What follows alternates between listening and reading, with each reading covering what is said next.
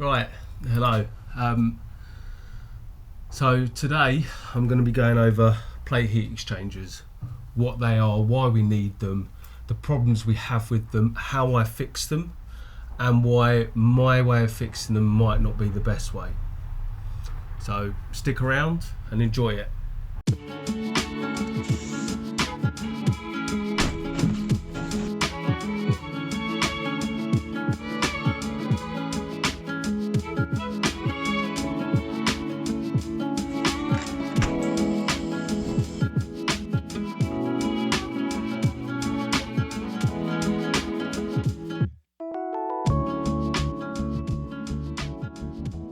Hello, welcome to Heating Geeks.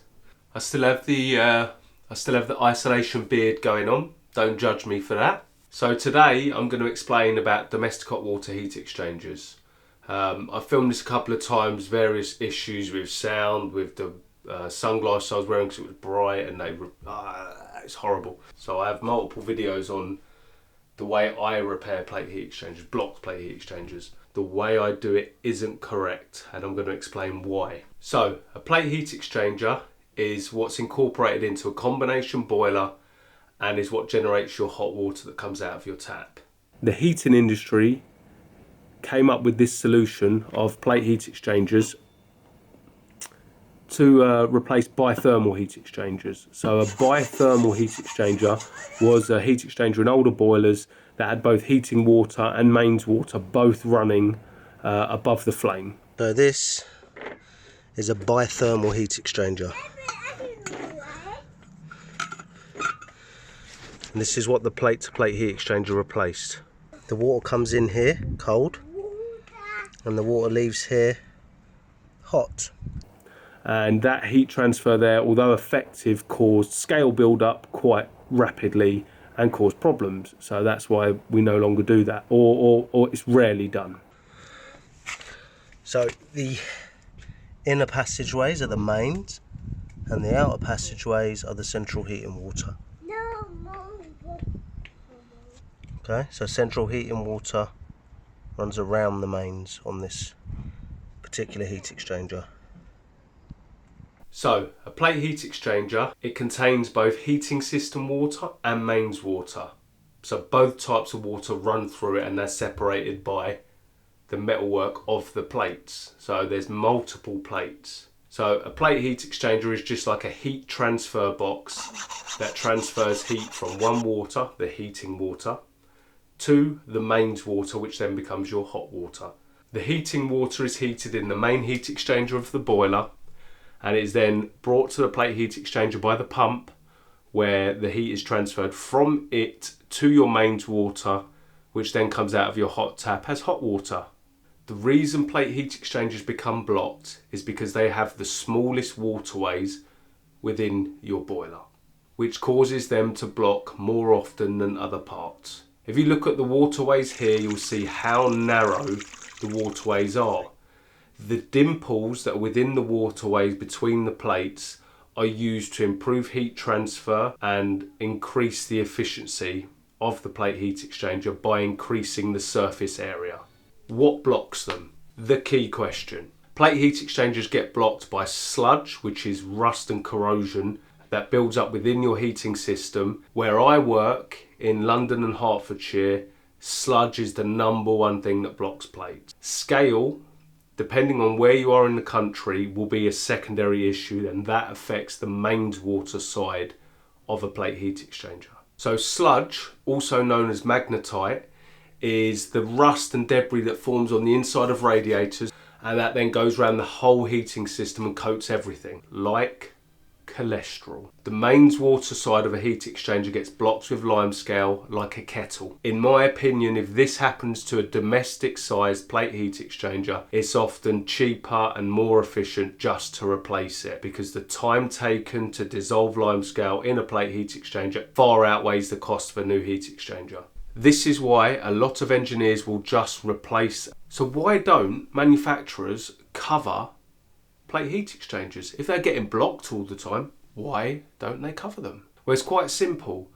Modern boilers are made out of brass, copper, stainless steel, some rubbers and some composites. None of the things they're made of will corrode. So therefore any corrosion, any magnetic sludge that is within the boiler has come from outside of the boiler. So them covering that would be like, you know, BMW covering you filling your petrol tank with mud. They're not going to cover it. It's not their problem. So unfortunately, you're not covered under the warranty of your boiler. So why don't insurance companies cover them? Why don't insurance companies cover a lot of stuff? They're insurance companies. No, it's for very legitimate reasons. They don't want to cover things that they can't put into their formulas and work out how much it's going to cost them. The problem with a plate is it is the canary in the coal mine. It is the thing that dictates there are much bigger problems going on with the heating system, generally. An insurance company uses that as almost the way of saying, right, let's get a water quality test done and not cover them for anything that could get blocked on the heating system. So you have to bear that in mind. When a heating system is installed, it won't have any large amounts of debris within it. It's then filled up and flushed out, so all flux residues and things like that are removed and an inhibitor is added. So the heating system should be perfectly clean and remain that way, providing inhibitor levels are kept consistent. So you should never get corrosion in the heating system in insurance company world, okay?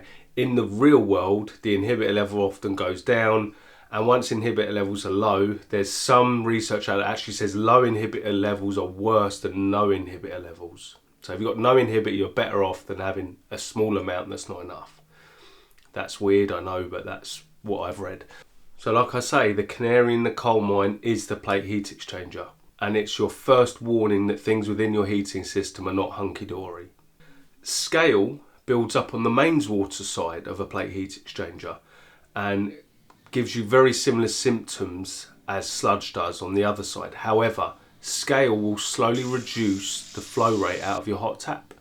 So as that scale builds up, your hot water flow rate decreases. The symptoms that your boiler will experience are water running hot, warm, and eventually that will turn into hot, cold, and then it will turn into warm, cold, and then it will turn into cold. So the boiler itself can overheat and lock out. It can become noisy, such as this boiler here I'm about to show you. And it may generally just not be as economical as it used to be. That sounded unhappy. I might need to go toilet now, so I'll wet myself. So, how to unblock a plate. Now, onto the elephant in the room. Why is the method I most commonly use incorrect, and you shouldn't use that? I've done several previous videos on my method for unblocking a plate heat exchanger. They will be linked in the description.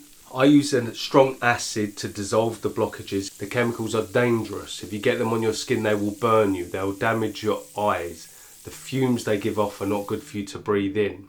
So there's a multitude of reasons why you shouldn't use the method I have posted. So hopefully this side is going to look like this side in a minute.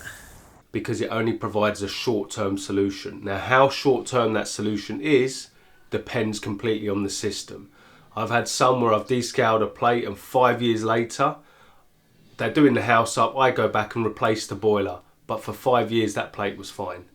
I've had other systems where I descale or desludge a plate and I'm back there 6 weeks later doing the same thing. The correct method for cleaning a plate heat exchanger should always be and power flush the heating system and the plate. That solution there is one that will last probably the lifetime of the boiler.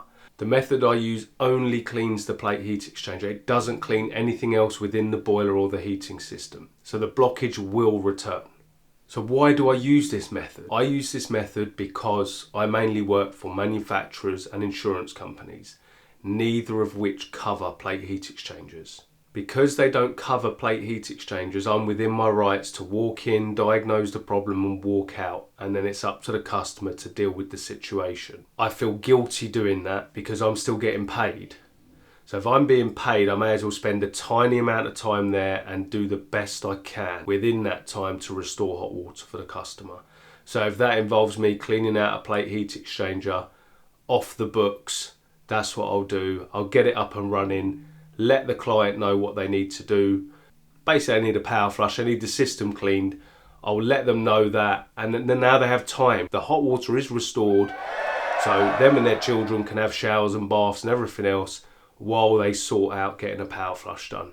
The people I work for won't provide me with a plate, so I have to work with what I've got, and I'll clean it for people. That's the best I can do. I hope this helps you understand the situation and why my method for dealing with it isn't necessarily the correct one. Anyway, thanks for watching.